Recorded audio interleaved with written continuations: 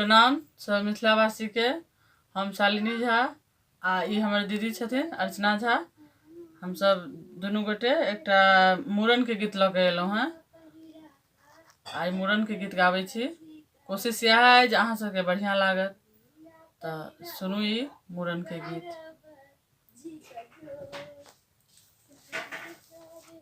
बड़ी महगी में बउआ के मूड़न मोर, बड़ी महगी में बउआ के मूड़न मोर।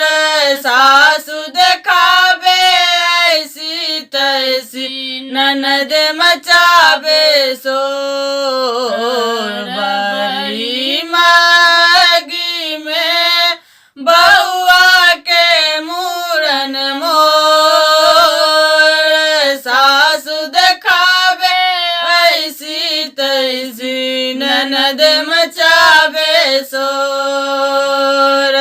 एक दिन सासु सा करे भैया राजिया, एक दिन सासु सा करे भैया राजिया। के देबै सासु लाल पियर सरिया, के देबै सासु लाल पियर सरिया। एक दिन सासु सा करे भैया राजिया, के देबै सासु लाल पियर सरिया। सरिया पहिरा का, सरिया पहिरा का करब जी कजोर। सरिया पहिरा का करब जी कजोर। सासु देखावे ऐसी तैसी ननद मचावे शोर।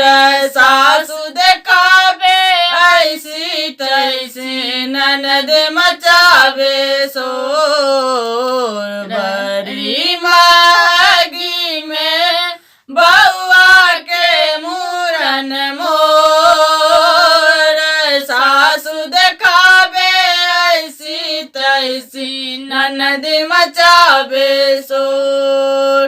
एक दिन गोतनी सा करे भैया राजिया, एक दिन गोतनी सा करे भैया राजिया। के देबै गोतनी बनारस के सरिया, के देबै गोतनी बनारस के सरिया। सरिया पहिरा का, सरिया पहिरा का करब जी कजोर।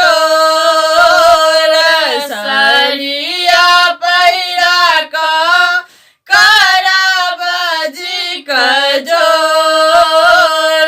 सासु देखावे ऐसी तैसी ननद मचावे शोर।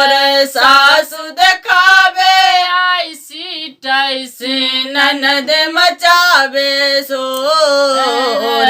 बड़ी महगी में बउआ के मूड़न मोर, बड़ी महगी में बउआ के मूड़न मोर। सासु देखावे ऐसी तैसी ननद मचावे शोर। एक दिन ननद सा करे भैया राजिया, एक दिन ननद सा करे भैया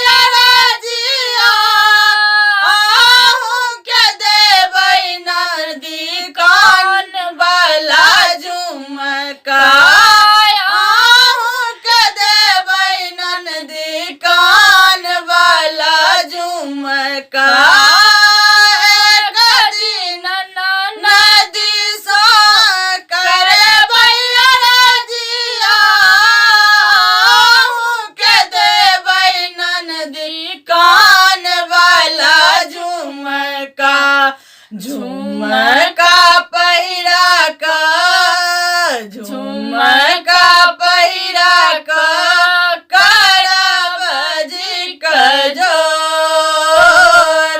झुमका पहिरा क करब जी कजोर